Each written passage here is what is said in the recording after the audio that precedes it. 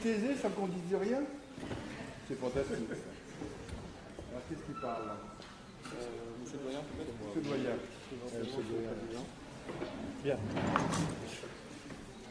Nous sommes très fiers, un grand plaisir d'accueillir Jean-Louis Lebret, qui est venu donc sur l'initiative des étudiants du Master 2 droit public que je salue, et bienvenue nous parler de l'institution qu'il préside depuis 2007. C'est un grand honneur, c'est un privilège, car je pense que rares sont, en tout cas aujourd'hui en France, les hommes qui, ou les femmes bien sûr, Marie Le Fouriette, qui ont endossé, en tout cas de telles responsabilités, une carrière aussi exceptionnelle, de magistrat. N'en faites pas trop, ça fait très nécrolo. Mais justement, j'allais citer l'éloge funèbre de Cécile, vous savez, magistrat, ministre de l'Intérieur, président de l'Assemblée nationale et président du Conseil constitutionnel. Nous le savons, il a toujours veillé à, je dirais, assurer ses différentes charges avec indépendance, probité et intégrité, en veillant aussi garantir les valeurs de la République et les principes de la République, dont celui de laïcité, je sais qui lui est cher. Alors, nous sommes très heureux car, on le sait, vous appréciez aller à la rencontre de citoyens, à la rencontre de votre public. Vous qui êtes l'auteur de nombreux essais, livres et romans, et nous ne sommes pas dans une émission littéraire, je n'ai pas porté l'ouvrage, mais nous savons très bien que vous venez de faire paraître un ouvrage consacré au président Chirac. Ça, c'est bon, ça fait de la pub. Voilà.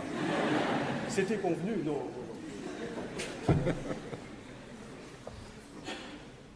Donc, vous allez à la rencontre, je disais, de votre lectorat, et vous allez à la rencontre aussi des étudiants. Vous aimez sillonner les facultés de France et de Navarre. Vous étiez aux institutions telles que les Dago ce matin pour faire aussi une conférence.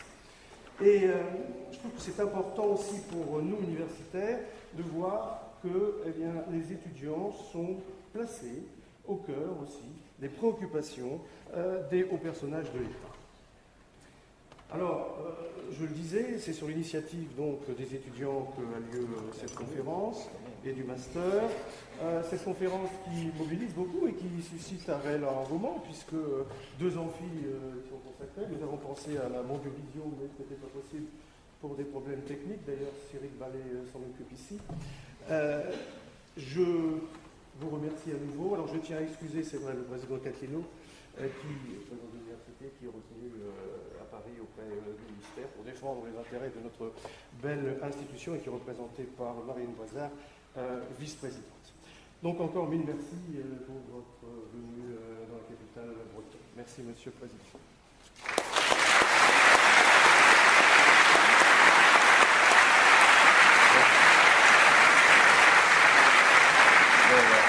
Je laisse la parole à l'un des éminents constitutionnalistes de l'école rennaise, qui est bien représenté ici, puisque Marie Le Fouriette est ici présente, ainsi que le professeur Jacques Hummel, parmi les grands constitutionnalistes. Alors, Jean-Éric Jequel, qui est directeur de l'UDPSP, laboratoire de droit public et de sciences politiques. Et aussi professeur de droit constitutionnel.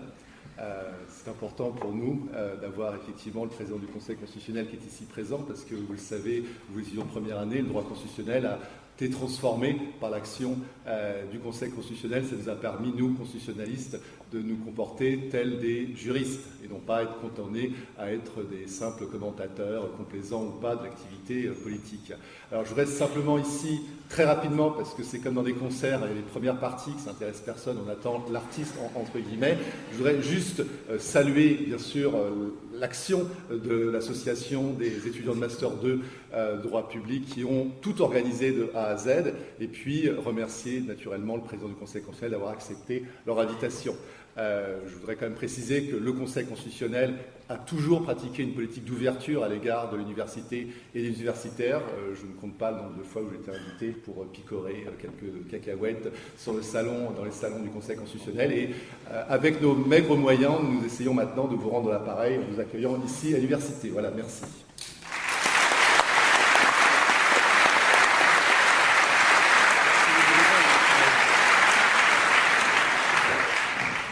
Je vais m'asseoir parce que si je passe une heure courbée comme vous êtes, là, ça va être assez fatigant. allez-y, parlez, n'ayez pas peur. L'artiste, comme vous avez dit, parlera après. Ainsi pour citer monsieur le professeur Chichel, nous savons que la première partie Quelqu'un a oublié ses clés là. monsieur le président du Conseil constitutionnel. En tant que président de l'association étudiants de droit public, tout d'abord, je tiens à remercier monsieur le président du Conseil constitutionnel d'être venu jusqu'à nous pour faire cette conférence. C'est pas le bout du monde, hein, quand même. Mais n'en faites pas trop sur moi, ça fait un peu vraiment très nécrolo. Voilà. Dans ce cas-là, il nous faut remercier l'ensemble des professeurs de notre... Alors ça, vous y aller, c'est bientôt les examens, il faut le faire. Exactement. Et les remercier pour l'aide qu'ils nous ont fournie tout au long de cette organisation, le soutien et les encouragements.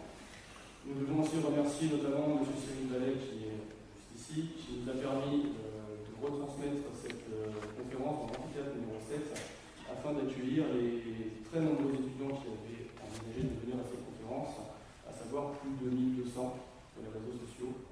Nous avons été un peu dépassés par le nombre, mais grâce au travail de l'administration de la faculté, nous avons pu accueillir avec brio tous ces étudiants, puisque tout le monde a pu trouver une place aujourd'hui.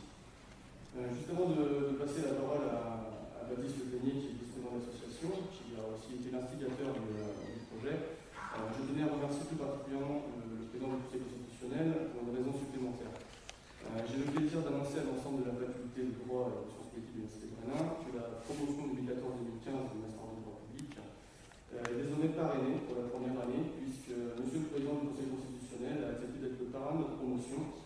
Et pour ce beau geste, nous tenons à vous remercier chaleureusement. Et pour conclure, je vous souhaite une très bonne conférence à tous. Merci.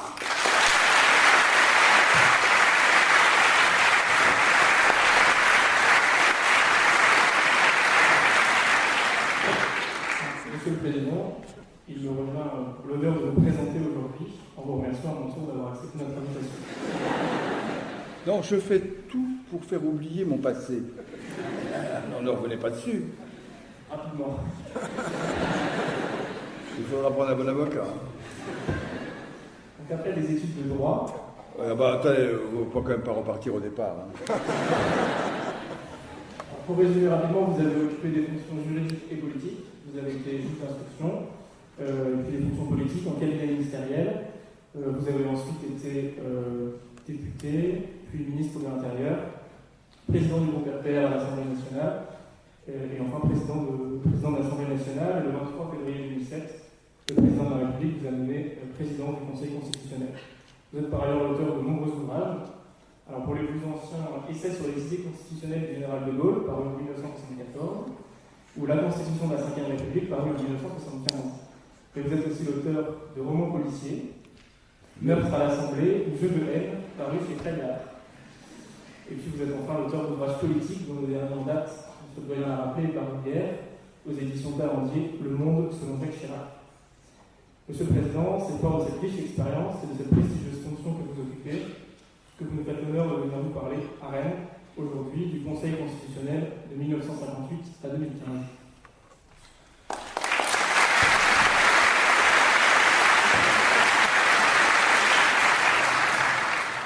C'est à moi maintenant? Donc je vais dire du bien de vous. Non, je ne dirai pas de bien de vous. D'abord, je suis très heureux d'être ici, monsieur le doyen, monsieur le professeur. Je cite tout le monde, ceux que je dois citer et ceux que je ne dois pas citer. Ça ne fait jamais de mal à personne d'être cité, donc je suis heureux d'être ici. Je préside une institution particulière. Cette institution, en 5 ans, ces 5 dernières années, a rendu plus de décisions que cette même institution n'avait rendues en 48 ans. C'est qu'en réalité, il y a eu une révolution. Vous savez que les cours constitutionnels sont nés en Europe à la suite de la Seconde Guerre mondiale, où on s'est rendu compte qu'en Allemagne, en Italie, le régime avait été à l'origine de lois qui portaient atteinte à la dignité de l'homme, et personne ne pouvait dire « n'appliquez pas ces lois ». C'est ainsi que le tribunal de Karlsruhe est né, c'est ainsi que la Cour de justice italienne est née. Mais en France, ce n'est pas la même chose, puisque la loi, expression de la volonté générale, pour reprendre l'expression de Karen Malberg, la loi a été arrachée au souverain et par conséquent remis au peuple et à ses représentants, et on considère que le peuple ou ses représentants ne peut pas mal faire. Et donc, on n'a pas créé de véritable Conseil constitutionnel ou Cour constitutionnelle. Mais on s'est rendu compte, et les constituants de 1958 se sont rendus compte qu'il fallait protéger le régime parlementaire et surtout protéger l'expression de la souveraineté parlementaire, la loi. Car ils avaient été extrêmement choqués que sous la 4e République, la loi ne soit pas réservée aux cas les plus importants. Dans les dernières lois de la 4e République, il y avait une loi qui disait le nombre d'étalons dans les haras nationaux. Est-ce que c'est à la loi de fixer le nombre d'étalons dans les haras nationaux? Non, sinon vous galvaudez la loi. Est-ce que c'est à la loi de fixer la taille du poisson que l'on pêche dans les temps de berre pour savoir s'il faut le remettre à l'eau? Non. À force de faire tout par la loi, on était en train de tuer la loi. Et donc, les constituants de 1958 ont imaginé le Conseil constitutionnel. Alors, mes deux partis, c'est comme ça qu'on fait ici, je crois. Voilà une institution politique qui va devenir une juridiction constitutionnelle.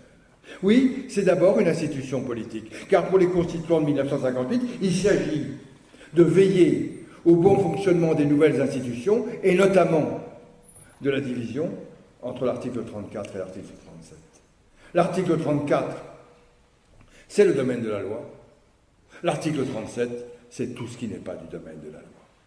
Aux législateurs, aux représentants du peuple, les questions essentielles sur les grandes libertés, sur le budget, sur tout ce qui touche fondamentalement la vie de la nation. Et à l'article 37, c'est tout le reste. Et le rôle du Conseil constitutionnel est de veiller à ce que la procédure parlementaire soit respectée pour éviter la confusion des institutions. Et c'est ainsi que cette institution politique, sa nomination est politique. Il s'agit de nommer des anciens politiques plus que des juristes pour veiller à ce fonctionnement. Et qui les nomme? Le président de la République, le président de l'Assemblée nationale, le président du Sénat. Et ils sont nommés pour 9 ans. Une institution politique, parce qu'il ne s'agit pas de toucher à la loi, car le Conseil ne peut et ne doit intervenir que lorsque la loi, certes, a été votée par les deux assemblées, mais elle n'est pas encore promulguée. Ce n'est pas encore la loi. C'est virtuellement une loi. Et donc, l'idée que seul le législateur peut modifier une loi reste parfaite, reste la vérité. La loi n'est pas encore publiée au journal officiel et le gouvernement a 1 mois pour étudier la loi. Le Conseil a 1 mois pour regarder si elle est conforme et il ne peut être saisi que par des autorités politiques, saisi par le président de la République, saisi par le Premier ministre, saisi par le président de l'Assemblée nationale, saisi par le président du Sénat, et puis une réforme qui viendra plus tard, saisi par 60 députés et 60 sénateurs. Seul le politique qui est associé à l'élaboration de la loi peut, avant que celle-ci ne soit promulguée, dire si elle est conforme ou non à la Constitution. Conforme ou non à la Constitution.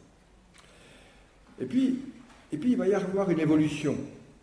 Vous savez qu'au livre 11, chapitre 6 de l'Esprit des lois, que vous lisez tous les matins, Montesquieu dit que tout homme qui a du pouvoir est porté à en abuser. Eh bien, on peut dire que quand on reprend l'histoire de la France, toute institution qui a du pouvoir est portée à en abuser.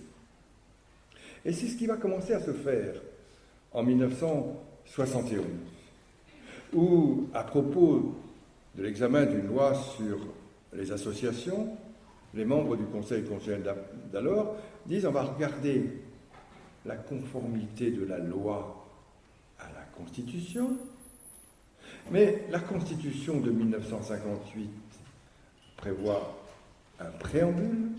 Ce préambule renvoie à la Déclaration des droits de l'homme et du citoyen et renvoie au préambule de la Constitution de 1946 sur les droits économiques et sociaux. Et par conséquent, nous allons regarder la conformité de la loi, pas simplement au niveau de la procédure parlementaire, mais nous allons voir si la loi ne porte pas atteinte aux droits et aux libertés. On est dans le champ des normes de référence.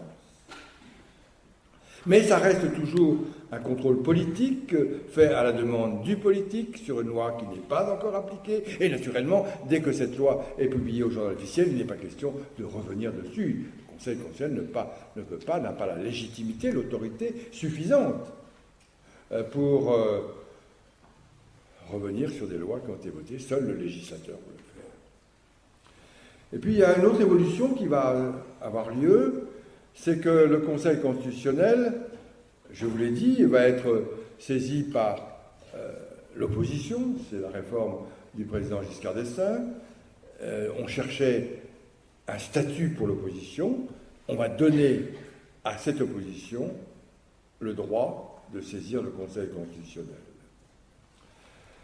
Et puis, autre évolution, le Conseil constitutionnel va sortir du schéma la loi est constitutionnelle ou la loi est inconstitutionnelle, ou l'article de loi est constitutionnel ou inconstitutionnel.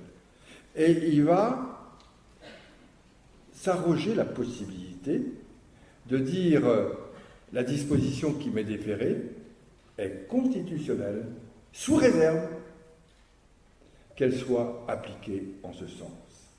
C'est là une petite avancée vers des prérogatives qui ne sont pas les siennes et qui commencent à être celles du législateur. Mais le système fonctionne bien, à la satisfaction de tout le monde, et on ne le change pas. Alors il y a une première alerte qui va arriver. Elle va arriver du côté de Badinter, qui est président du Conseil constitutionnel, et qui va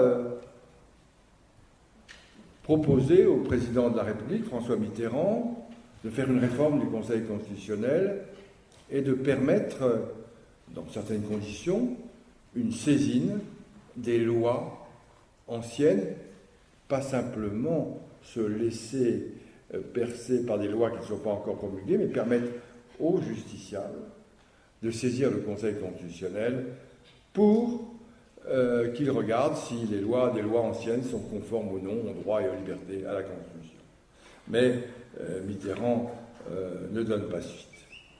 Va arriver 2007 et dans le projet de réforme de la Constitution, commission Balladur, je suis interrogé et je reprends l'idée de Badinter en disant tous les pays européens ont institué un véritable contrôle de la constitutionnalité des lois, ont donné un droit nouveau aux justiciables, faisons la même chose en France. Et finalement, après beaucoup d'hésitations, le projet de réforme de la Constitution qui va être voté va permettre au Conseil constitutionnel de passer d'une institution politique à une institution juridictionnelle. En effet, la réforme de 2007, la réforme de la Constitution, prévoit qu'à côté du contrôle a priori, du contrôle politique, du contrôle traditionnel par les responsables politiques, il y a un autre contrôle a posteriori qui apparaît, qui est le contrôle des justiciables sur des lois, y compris des lois anciennes. Sur des lois anciennes, c'est-à-dire des lois promulguées. Alors, pour mettre en place ce nouveau contrôle, ce véritable contrôle de la constitutionnalité, nous regardons avec les membres du Conseil, avec le secrétaire général, nous regardons ce qui se passe ailleurs pour éviter que l'on commette les mêmes erreurs que celles qui ont été commises dans d'autres juridictions. C'est ainsi que d'abord, parce que j'ai une conviction très profonde, je m'affirme partisan du filtre. Je vais dire un mot. Pourquoi ? Parce que moi qui suis magistrat, vous l'avez rappelé, pour moi, la justice, se trompe. Le temps de la justice n'est plus le temps des magistrats. C'est le temps, même pas le temps des avocats, c'est le temps du justiciable. Et que si nous ne voulons pas être contestés, nous, Conseil constitutionnel, nous, nouveau Conseil constitutionnel, nous devons statuer rapidement. Les justiciables n'ont plus le temps d'attendre. Parce que suivant que vous êtes puissant ou misérable, vous avez le temps d'attendre. Et qu'il n'est pas concevable aujourd'hui que la justice ne passe pas dans un temps bref.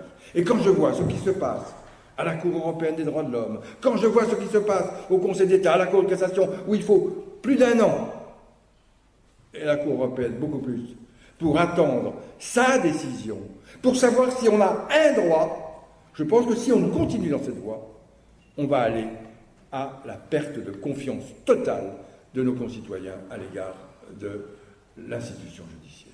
Nous sommes dans une obligation de rapidité, ça ne veut pas dire de justice expéditive, mais on ne peut pas faire attendre. Et nous avons un délai qui ne doit pas dépasser 3 mois. Et nous allons tout faire pour que dans l'organisation de notre juridiction nouvelle arrivent des éléments qui renforcent la légitimité de cette institution. Donc un filtre pour éviter ce qui se passe à la Cour italienne, où ils mettent 2 ans pour statuer, ou au tribunal de Karlsruhe, 2 ans également. Deuxièmement, la procédure doit être enfermée dans des règles qui sont marquées par le sceau du contradictoire. Et contrairement à beaucoup même de mes camarades du Conseil de l'époque, j'ai fait construire une salle d'audience. Pourquoi ? Parce que pour l'autorité de nos décisions, le justiciable doit avoir conscience que s'il le veut, et ils le veulent, avant d'être jugé, son avocat a pu regarder ses juges dans les yeux. Et je ne veux pas entendre, naturellement, il y a une pile de dossiers, ils n'ont pas regardé notre dossier. Si, avant d'être jugé, vous avez la possibilité, juger le recours que vous avez fait contre la loi, vous avez la possibilité de venir dans une audience publique, contradictoire, dire à ceux qui vont vous juger, en les regardant, voilà les droits que je veux faire valoir. Même s'il n'y a aucune chance, même si votre droit est une illusion, même si votre espérance de faire annuler telle ou telle disposition de la loi n'a aucune chance d'être réalisée, puisque vous y croyez, pour la légitimité de notre décision, il n'y a pas d'autre solution que le contradictoire, et la plaidoirie, et l'audience. Et la plaidoirie et l'audience sous les yeux de l'ensemble de nos concitoyens. C'est pour ça qu'avec le contradictoire, nous avons mis volontairement sur notre réseau Internet, quelques instants après, le déroulé de l'audience de plaidoirie. 35 000 personnes nous regardent. C'est moins que The Voice, mais c'est quand même pas mal. Quelle juridiction en France est regardée, l'audience est regardée par 35 000 personnes? Certes, les audiences importantes de tribunaux et de cours d'assises sont relayées par la presse, mais là, c'est directement. On entend votre avocat, on entend vos arguments, on entend l'argument du gouvernement et éventuellement la réplique que vous faites aux arguments du gouvernement.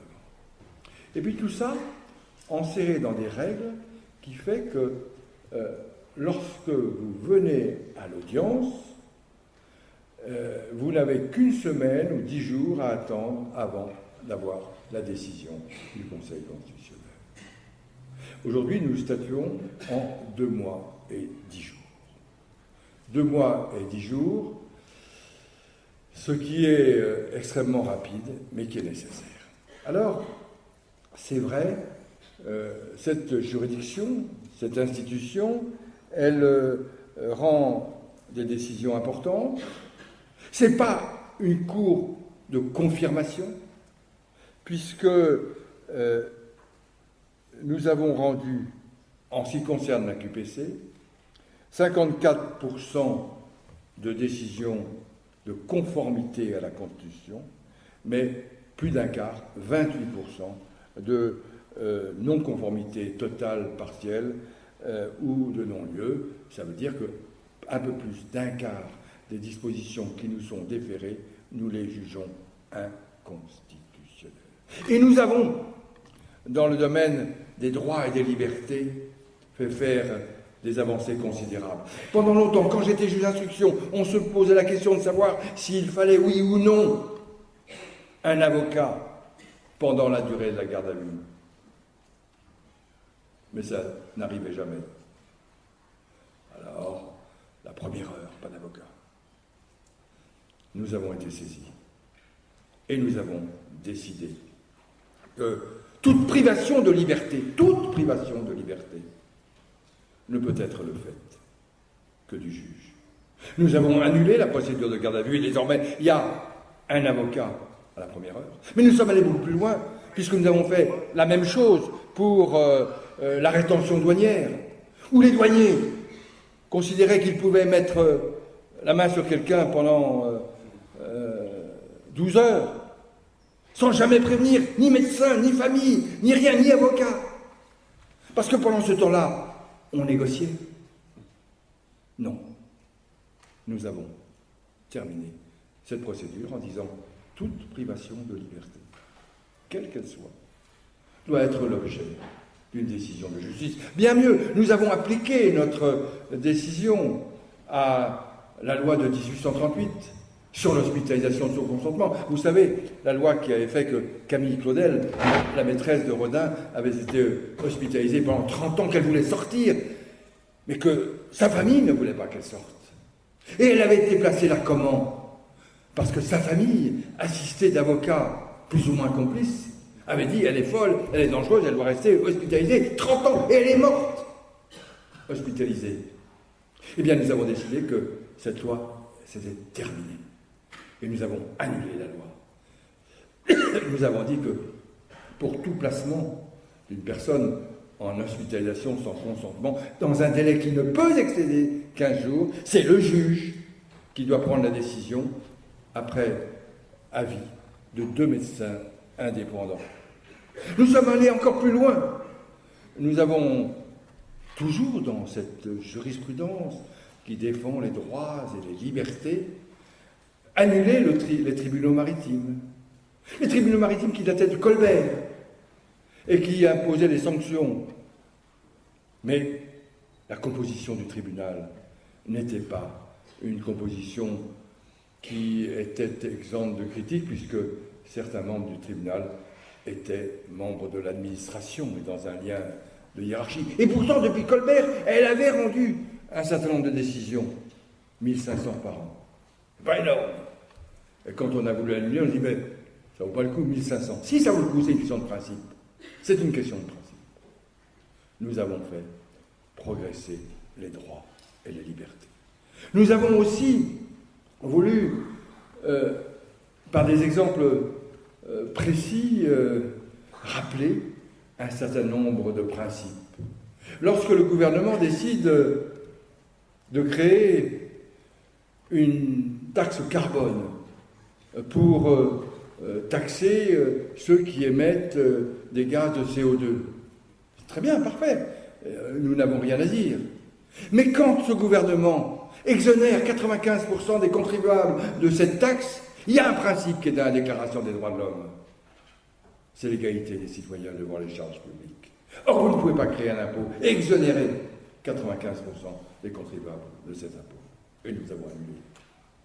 Quand le gouvernement et les gouvernements décident la rétention de sûreté, c'est-à-dire que lorsque quelqu'un a été condamné pour viol, à l'expiration de sa peine, si les médecins considèrent qu'il n'est pas guéri, il peut continuer à être privé de liberté. Et il y a un principe qu'on a appris partout, qui est la non-rétroactivité de la loi pénale. Vous pouvez, oui, gouvernement, faire ça pour l'avenir, mais vous ne pouvez pas faire ça pour des détenus ou des condamnés qui, alors, quand ils ont été condamnés, ça là n'existait pas. Nous avons annulé par un autre principe essentiel la loi sur le harcèlement sexuel. Non pas que tous les membres du Conseil constitutionnel soient des harceleurs sexuels. Encore. Mais la loi sur le harcèlement sexuel disait est punissable du harcèlement sexuel tous ceux qui font du harcèlement sexuel.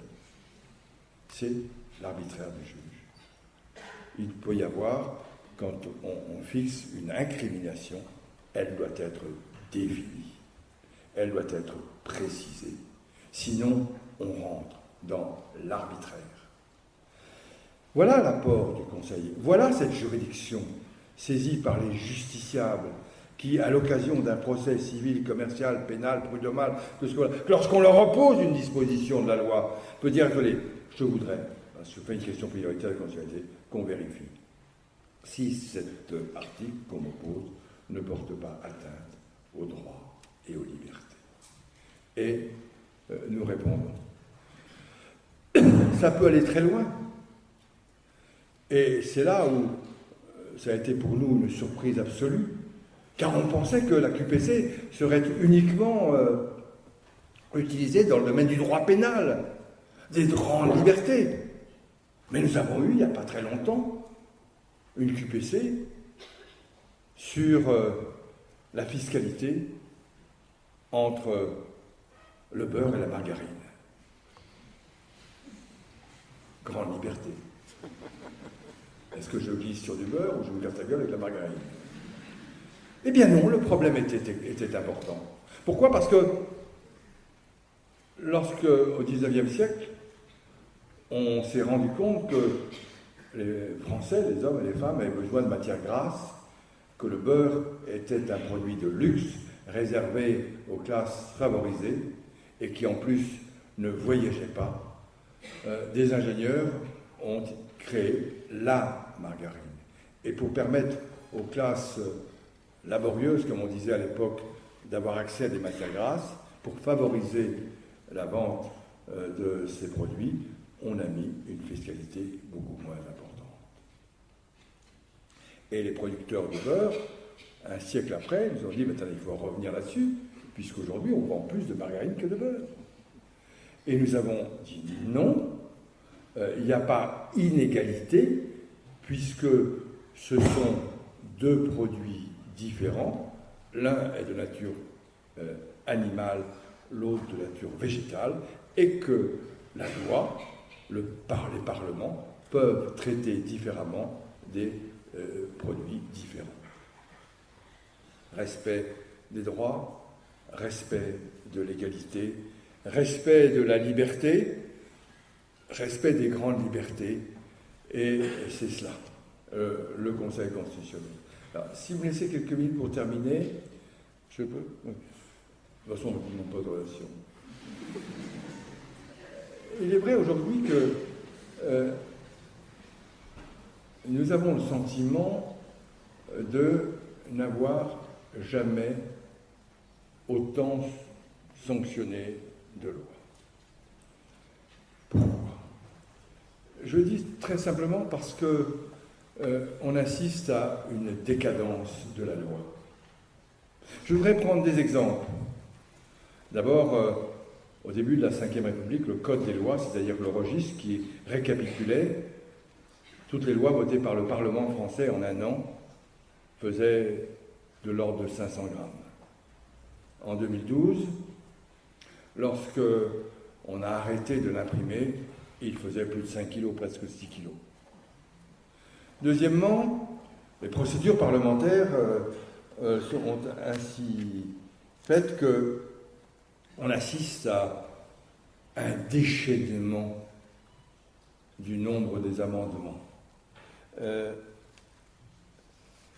Il y en a eu plus de 30 000 lors de la dernière session parlementaire, dont plus de 3 000 ont été intégrés à la loi. Or, la loi, il faut bien voir, ça c'est mon point de vue, et je le partage, c'est déjà pas mal, la loi, c'est pas une coproduction. La loi, c'est le moyen juridique qu'a le gouvernement, sous le contrôle du Parlement, pour faire passer dans le droit sa politique et son action. Aujourd'hui, on en fait un acte de coproduction. Et par conséquent, on a des absurdités avec des amendements contradictoires, avec de plus en plus d'incohérences. Mais il y a plus grand et plus important que ce problème du nombre des lois qui est passé en nombre de caractères en 2002 pour imprimer ces lois en 2002 il fallait 1 087 000 caractères. Aujourd'hui il en faut 3 82 000. Ça montre combien ces lois ont grossi. Mais plus important, et ce qui explique pourquoi nous sommes de plus en plus saisis, c'est la loi est devenue un objet de la communication politique. Nous sommes sous la tyrannie de l'instantané et le législateur est incapable de stabilité. Je voudrais prendre des exemples, puisque, madame le professeur, vous allez me reprocher de ne pas prendre d'exemple. Mais je voudrais prendre l'exemple que j'ai pris pour m'amuser du crédit d'impôt en faveur du développement durable. Alors, ce crédit d'impôt a été créé en 1999, loi de finances de 2000, il a été réformé en 2004, il a été réformé en 2006, il a été remodifié en 2006, il a été remodifié en 2007 et remodifié en 2008, puis il a été... en 2009, on n'y a pas touché, on a dû oublier. Puis il a été remodifié en 2010, remodifié en 2011, remodifié en 2013 et remodifié en 2014. Ainsi, presque chaque année, l'avantage est accordé ou retiré aux propriétaires bailleurs, étendu à l'isolation des murs, supprimé pour les parois opaques, supprimé pour les changements de fenêtres, étendu aux chaudières à micro-génération. Il est favorisé pour les bouquets de travaux, c'est parce que c'est. Puis retiré pour les bouquets de travaux. Puis il est étendu au parquet.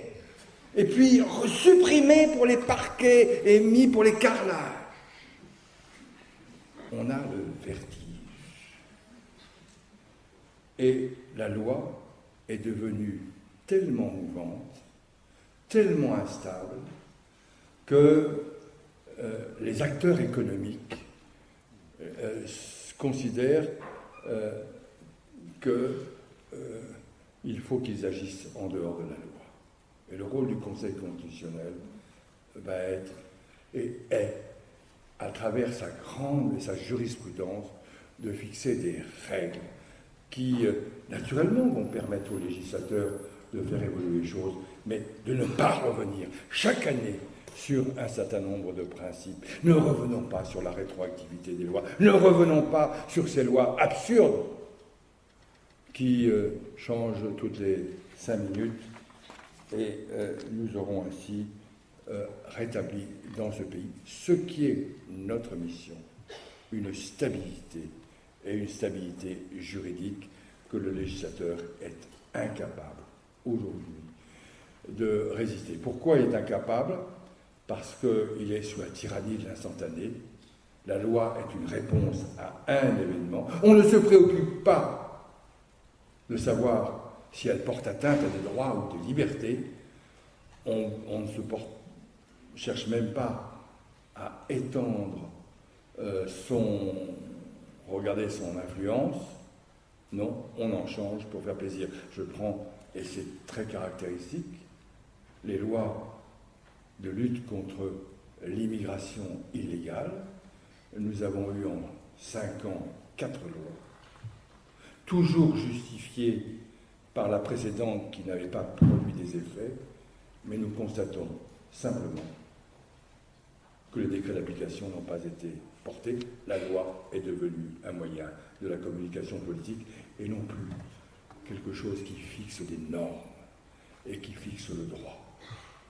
Voilà le rôle de ce Conseil, une institution politique qui est devenue une juridiction, avec le fonctionnement des juridictions, et qui essaye, dans le brouillard juridique actuel et l'incapacité du législateur à fixer des normes précises et à ne pas y revenir sans arrêt, à refixer un certain nombre de principes pour permettre ce que Renan disait dans sa conférence aux étudiants à la Sorbonne, pour que nous partagions ce rêve d'avenir partagé, pour cette espérance commune, car il n'y a pas de vie de la nation, car il n'y a pas de nation s'il n'y a pas un rêve d'avenir partagé. Or, on nous empêche de rêver.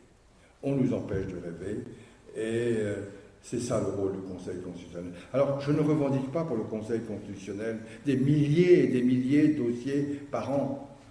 Je revendique simplement pour le Conseil, c'est peut-être pour là où il faudra regarder un peu le fonctionnement du fisc, une institution qui, sur toutes les grandes libertés, sur tous les grands principes, fixe la règle et la maintient pendant un certain temps.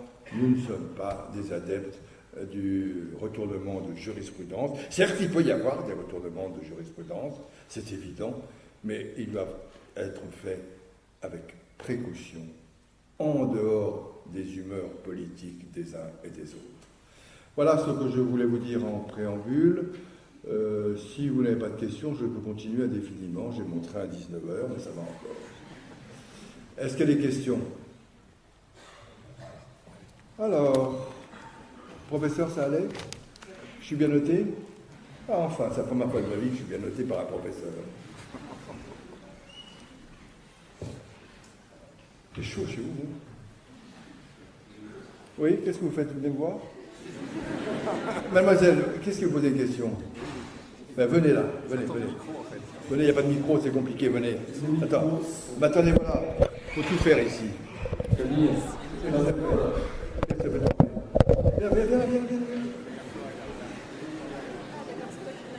Mais c'est compliqué. Viens là, mais laissez-le. Il va être frustré après, il va aller... Viens, allez, viens là. Tiens. Non, mais il marche pas. On dirait des micros de la police, il marche pas. Tiens, vas-y, alors, tiens. Ouh, c'est très compliqué. Hein. Que ceux qui veulent poser une question avant 7 heures se bougent. Bon, viens là, attends. Ce sont des intellectuels.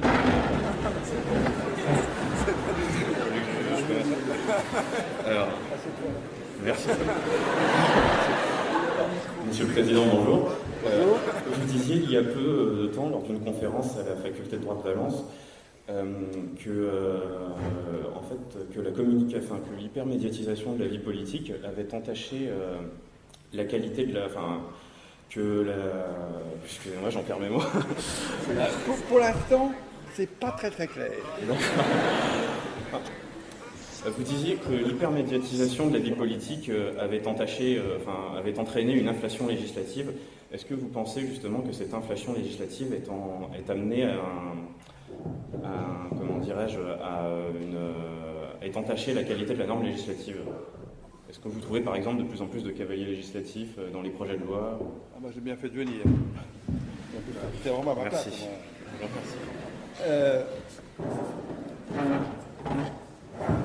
Faudra un peu. Bon, Il y a plusieurs questions dans ta question. Nous avons une jurisprudence bien établie sur les cavaliers et nous sommes à la chasse. C'est parti là-bas. Il faut dire que c'est entouré de jeunes femmes charmantes et plutôt que là, c'est sympathique pour moi parce que. Donc, on a une jurisprudence très précise qui est bien établie et qui d'ailleurs s'exerce généralement lors de l'examen des lois de finances. Nous chassons tout ce qui n'est pas lié à la loi. Nous annulons les cavaliers législatifs. Donc ça, c'est la première question. Et il n'est pas prévu pour nous de modifier cette jurisprudence sur les cavaliers législatifs. Comme toute jurisprudence, il faut le faire avec intelligence et pas systématique. Mais il y a une année, lorsque nous examinions une loi de finances, on en avait profité pour le filer des amendements qui réformaient toute une catégorie professionnelle. Non. La loi de finances, c'est fait pour les impôts, etc. C'est pas pour faire le statut d'un ordre professionnel. Alors, la deuxième question qui est vraiment encore plus importante, c'est l'intelligibilité de la loi. Nous avons des lois qui sont de plus en plus difficiles à comprendre. Pourquoi ? Parce qu'il y a eu une réforme de la Constitution qui, à mon point de vue, n'est pas satisfaisante. C'est que le débat qui s'engage sur la loi dans l'hémicycle, ce n'est pas le projet du gouvernement, mais c'est le projet de la Commission. Et donc, en Commission, on a adopté une masse considérable d'amendements qui sont devenus parfois contradictoires. Mais le fond de l'affaire, et c'est un problème beaucoup plus important et beaucoup plus profond et qui explique un certain dérèglement de notre vie politique, c'est que le député n'est plus le député de la nation. Il est devenu le député d'une circonscription. Il n'est plus porteur d'un message national, il est porteur d'un message local. Et ça, les amendements que l'on voit arriver sont pour beaucoup d'entre eux des amendements qui portent sur des intérêts locaux qui sont parfois en contradiction avec des intérêts nationaux. Le député ne devrait pas mettre sur sa carte de visite député d'Ille-et-Vilaine, mais député de la nation. C'est ça le fond de l'affaire. La Révolution française, les États généraux, l'Assemblée du Jeune Paume le 23 juin 1789, nous sommes ici par la volonté du peuple, nous sommes l'Assemblée nationale. Et nous ne sommes pas la composante des assemblées particulières, nous sommes le représentant d'un intérêt, qui est l'intérêt de la nation. Or, aujourd'hui, on a perdu cette idée. Et donc, les députés, c'est une critique que nous portons à tous, qui est aussi le résultat du système médiatique, nous ne sommes plus députés de la nation. Nous sommes des super conseillers généraux qui portons des intérêts locaux. Alors, voilà le drame pour moi, et qui explique en partie la multiplicité des cavaliers, des amendements qui ne prennent plus en compte l'intérêt national, mais la défense des intérêts locaux. Voilà, j'ai répondu à ta question. Parfait. Est-ce qu'il y a une autre question ? Oui, si vous ne faites pas un effort pour venir jusqu'à moi, je suis plus contagieux, donc vous pouvez venir. Hein. Ah, pardon, oui. J'entends rien. Ça, j'ai entendu.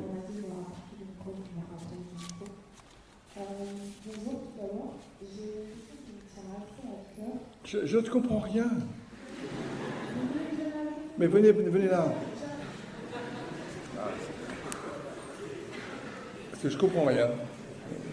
C'est dommage pour répondre à une question. Venez là.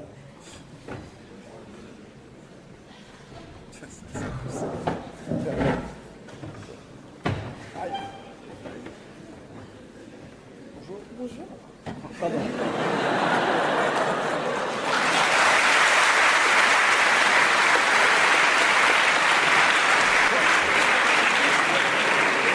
Non mais c'est très très bien, comme ça j'ai une excuse pour rougir. Attends, regardez. Donc c'est très bien. J'avais une question en fait par rapport justement à ce que vous venez de dire sur le fait que le Conseil constitutionnel n'est plus une institution politique, mais est devenu un organe de juridiction.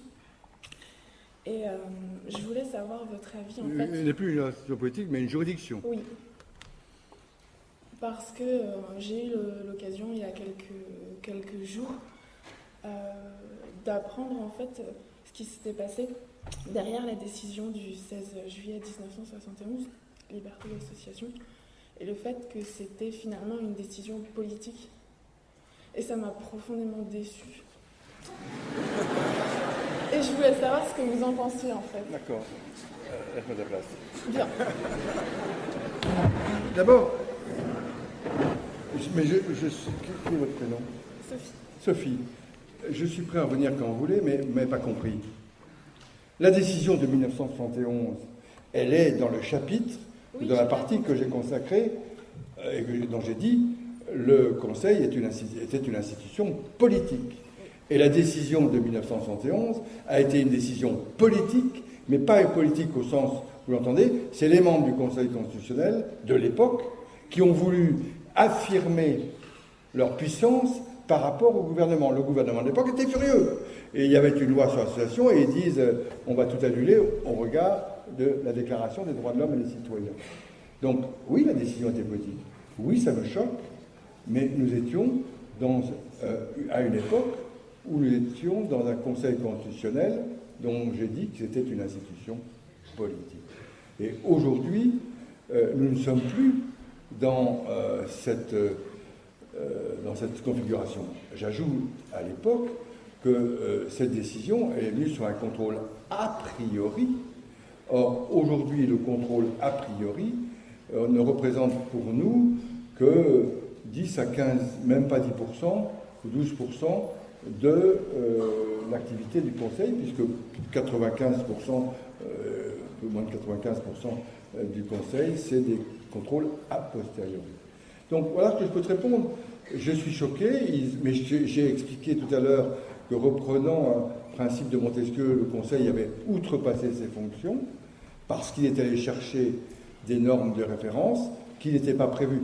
Plus exactement, quand le Constituant de 1958 a dit que le Conseil devait appliquer la Constitution, il n'a pas pensé, je pense, au préambule et au renvoi que le préambule faisait à la Déclaration des droits de l'homme.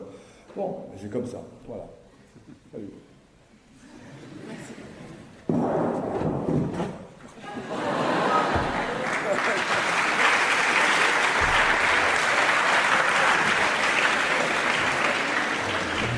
Autre question? Oui. Ah, j'aime pas les barbus. Bien. Viens.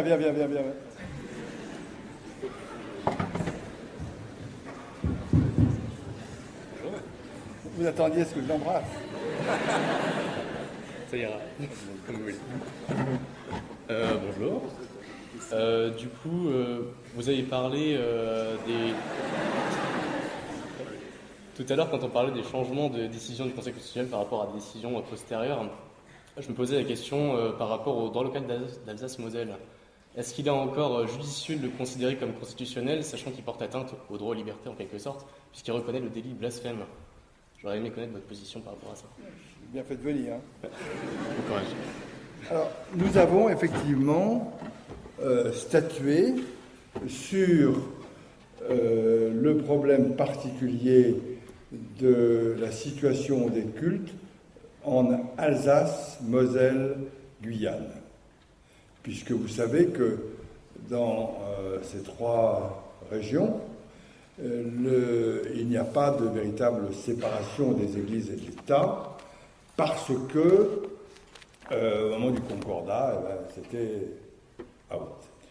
Alors, nous avons décidé de ne pas remettre en cause ce système Pourquoi? Parce que nous, notre norme de référence, c'est la Constitution. Le peuple souverain, c'est le peuple constituant. Or, ni le constituant de 1946, ni le constituant de 1958 n'ont remis en cause le système particulier de l'Alsace-Moselle. Et nous ne voyons pas comment il ne nous reviendrait le droit de dire le constituant, et notamment le constituant de 1946-58 qui, par voie référendaire, a approuvé la Constitution, il n'a pas remis en cause, alors même qu'il a mis que la France était un pays laïque, il n'a pas remis en cause ces dispositions. Est-ce qu'il appartient à une institution qui n'a pas la légitimité du peuple, qui est là pour appliquer la Constitution, de contredire le constituant? C'est pour ça que nous n'avons pas modifié et déclaré le régime d'Alsace-Moselle et Guyane contraire au droit et à la Constitution. Voilà. Merci beaucoup. Merci. Autre question? Oui. On est dans les... Une question au balcon. Oui, vas-y, pas peur. Bonjour, Monsieur le Président. Ici, en haut. Ah, c'est compliqué. Ah, voilà, oui, salut. Ma question porte sur le rôle politique. Sur le rôle politique. En fait, justement, vous avez insisté dans votre intervention sur le fait que, donc, je ne vais pas répéter pour tout le monde, mais le fait que le Conseil constitutionnel soit devenu juridique et non que seulement politique. Et ma question, en fait, justement, sur l'intelligibilité des normes, porte en fait sur, justement, est-ce qu'il n'y aurait pas une fenêtre d'opportunité pour le Conseil constitutionnel à intervenir à nouveau dans l'espace politique. Alors, je vais m'expliquer. Vous avez créé en 1999 un objectif constitutionnel. À valeur constitutionnelle, oui. Voilà, de valeur constitutionnelle, d'accessibilité et d'intelligibilité des normes. Pardon. Et en fait, c'est un ovni, en fait, un peu juridique et politique, dans le sens où il a une force normative plus élevée que les autres objectifs. Et en même temps, ce n'est pas un principe, c'est-à-dire que le justiciable ne peut pas s'en saisir par une QPC. Donc on sent peut-être, je l'interprète comme ça, après je ne sais pas, je vous demande à vous, peut-être que le Conseil constitutionnel voudrait justement revenir dans l'arène politique pour dire aux législateurs, peut-être d'avoir une certaine modération dans les lois qu'il crée, et en même temps, le Conseil constitutionnel cherche, comme vous l'avez dit, à rester une institution juridique. Voilà. Oui,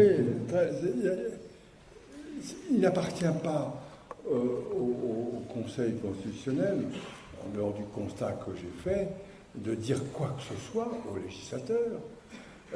Nous rendons des décisions, nous avons une jurisprudence, nous essayons de la préciser, nous avons même des décisions que nous rendons sous réserve d'application, nous avons même la possibilité, ce que nous avons fait déjà à plusieurs reprises, de dire cette disposition est inconstitutionnelle, mais l'inconstitutionnalité ne prendra effet que dans 6 mois, un an, et entre-temps, aux législateurs de reprendre la main et de refaire une loi, ce que nous avions fait d'ailleurs, notamment sur les pensions d'invalidité des anciens combattants, c'est ce que nous avons fait sur la garde à vue, c'est ce que nous avons fait sur le délit de harcèlement sexuel, etc.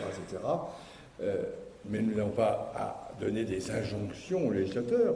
S'il refait une loi qui ne respecte pas notre jurisprudence, eh bien, si elle nous est déférée, on l'annulera une seconde fois. C'est ce que nous avons d'ailleurs fait avec les dispositions législatives concernant la Corse.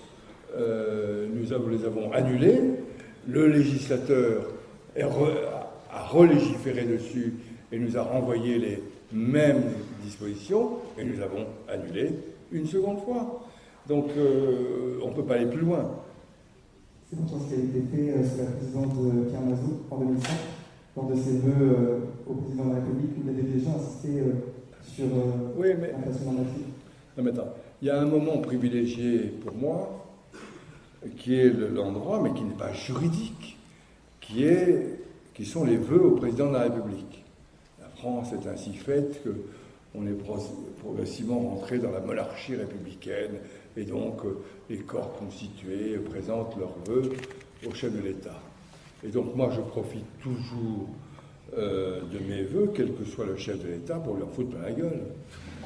Puisque je ne suis pas en dehors de mon devoir de réserve, puisque c'est lui qui m'invite et c'est lui qui met des caméras de télévision.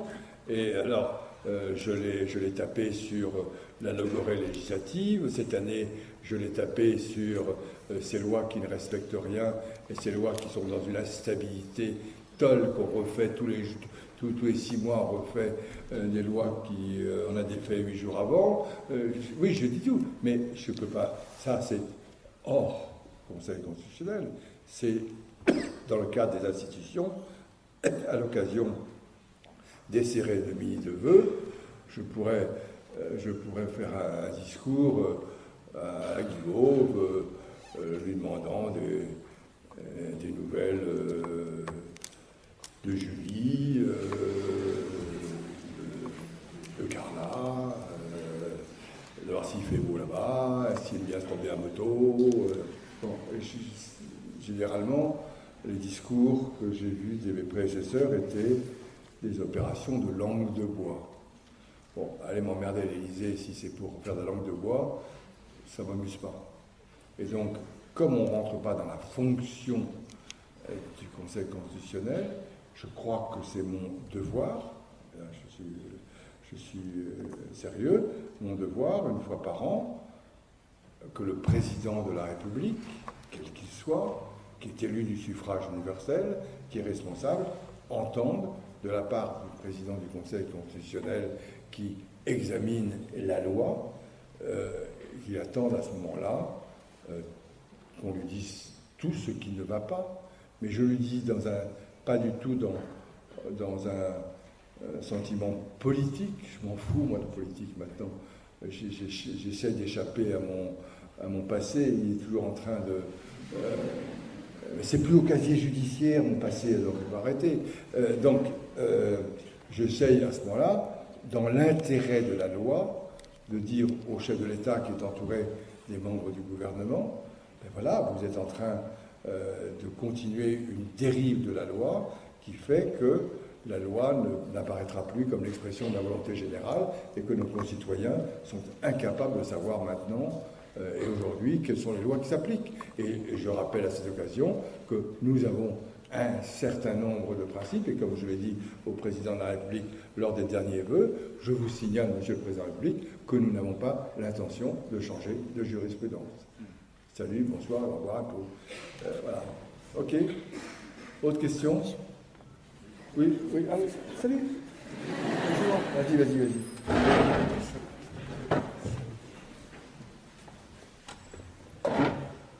Bonjour Monsieur le Président. Bonjour Monsieur. Moi j'ai trouvé une technique pour vous couper l'herbe sous le pied. C'est de prendre une disposition anticonstitutionnelle et de l'intégrer directement dans la Constitution. À ce moment-là, ça devient une disposition constitutionnelle. Alors ma question est la suivante. Que pensez-vous du statut de la Nouvelle-Calédonie et que pensez-vous du futur référendum qu'on attend toujours? Non mais on va.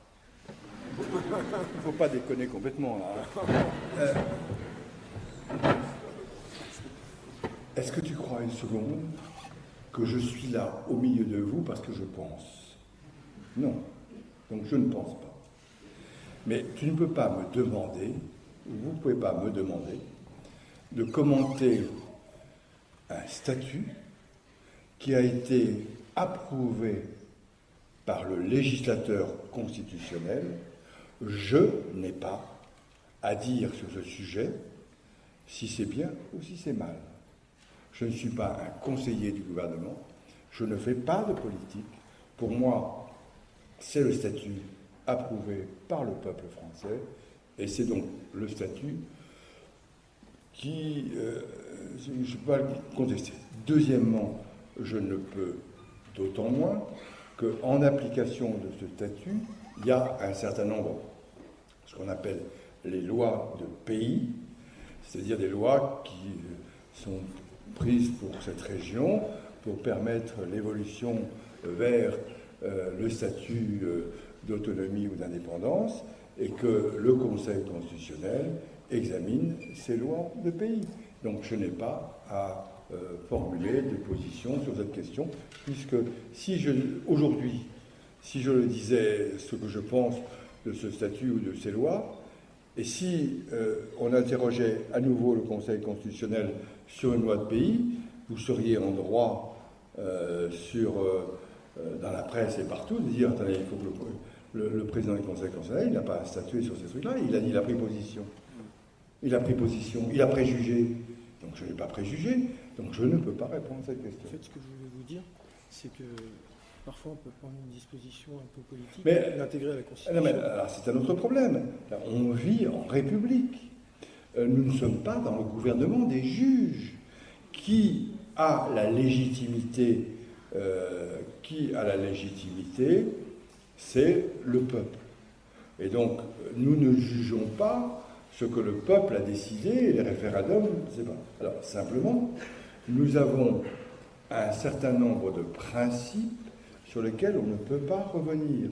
La forme républicaine du pays, on ne peut pas revenir. Nous avons érigé au niveau des principes à valeur constitutionnelle le principe de laïcité. Et donc, on ne peut pas revenir sur ces principes. Et voilà, je ne peux pas décliner plus. Voilà. Merci. Salut. Merci, bientôt. Autre question? Oui, monsieur. Où est-ce que vous êtes là? C'est ce monsieur-là?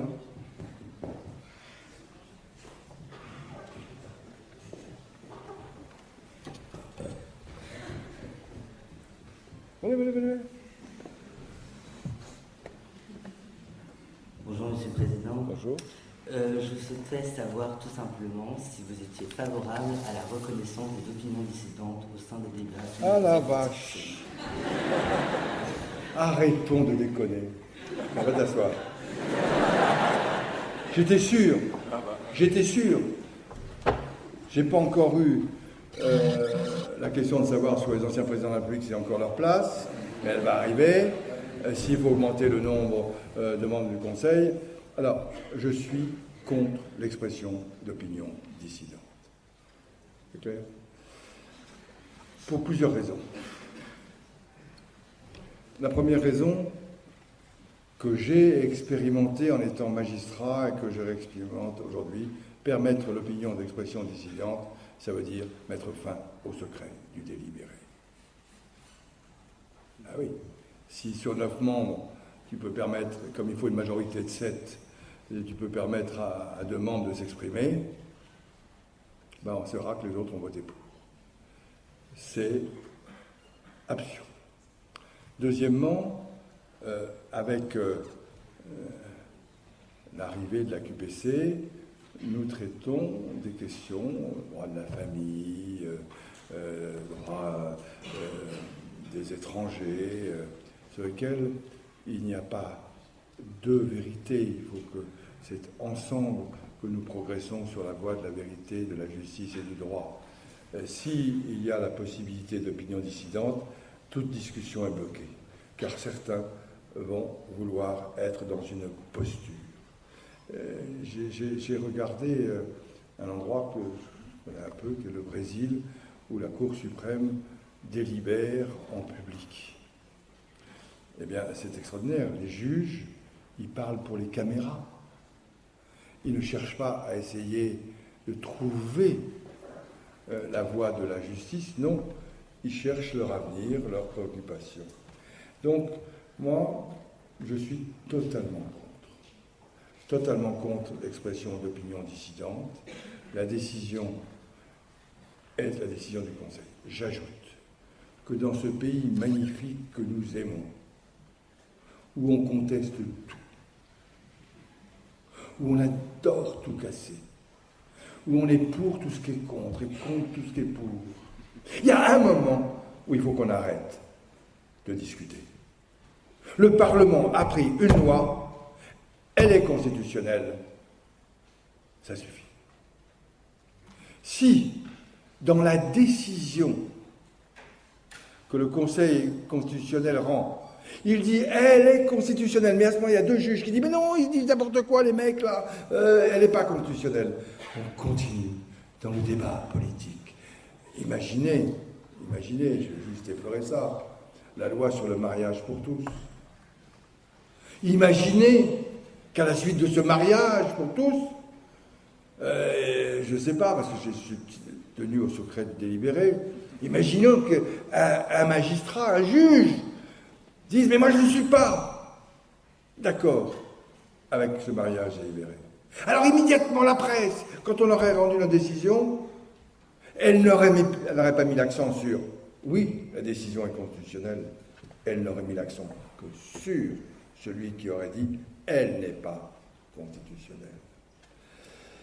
Donc, arrêtons. Alors, c'est vrai que dans certains pays, ça existe. D'abord aux États-Unis, à la Cour suprême. Mais la seule différence, et qu'elle est de taille, il y a deux différences. La Cour suprême américaine avec le Conseil français, c'est d'abord que les membres du Conseil constitutionnel sont nommés à vie, les membres de la Cour suprême sont nommés à vie. Ils n'en ont plus rien à foutre après. Deuxièmement, que c'est eux qui choisissent les affaires. Puisque vous savez que la Cour suprême américaine a la possibilité de choisir, de dire, tiens, cette affaire, je veux l'étudier. Et là, il y a déjà une démarche. Mais nous ne sommes pas les États-Unis et l'opinion dissidente se conçoit dans le fédéralisme. En ce qui concerne l'Espagne, c'est un autre pays, c'est une tradition dans toutes les juridictions espagnoles. Et dans toutes les juridictions espagnoles, il y a la possibilité, en premier, en appel, en cassation, d'avoir l'expression d'opinion dissidente. C'est leur système, c'est pas le nôtre. De grâce, restons là. Et faisons en sorte que la décision du Conseil constitutionnel, qui va mettre fin à un débat politique, parce que tout en France est politique, mais ce débat, nous l'avons réglé par le droit, eh bien qu'on arrête. Et on arrête. Voilà. Alors, l'autre question que vous avez posée naturellement, monsieur, c'est sur la présence des anciens présidents de la République. Merci, pour rester assis. Venez vite. Ben, ça les amuse tellement, c'est comme à la télé. Viens. Voilà. Bonjour, ça va? Ça va bien? Bonjour à tous. Oui, on entend toujours République par-ci, République par-là, mais vous, l'amoureux de République, justement, pour vous, c'est quoi la République?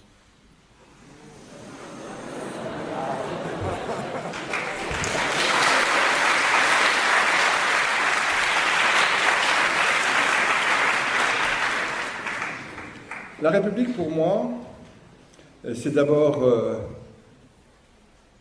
une légitimité. Les institutions de la République n'existent que parce qu'elles sont issues directement ou indirectement du peuple.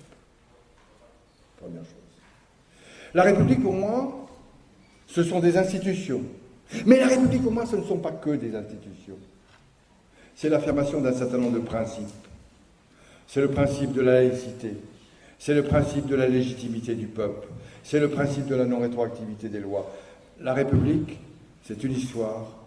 La République, ce sont des institutions. La République, ce sont des valeurs. Et par-dessus tout, la République, c'est un rêve d'avenir partagé. Et c'est cela qui, pour moi, fonde mon principe de la République. Il y a dans la République un certain nombre d'idées qui ne sont pas acceptables. Nous sommes en période électorale, je n'en dirai pas plus. Ok? Salut. En tout cas, vous êtes une parole qui compte quand même, et ça fait plaisir d'entendre quelque chose de... Oh, bah alors je me lève alors. Oui.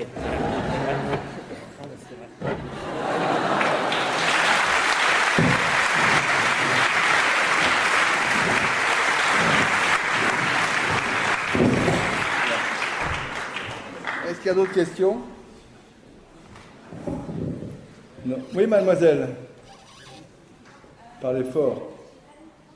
Oui, je me suis rendu compte qu'il n'y avait pas de micro là. Oui. Non mais venez. Attends, voilà le monsieur qui arrive. Non, mais ça marche toujours pas.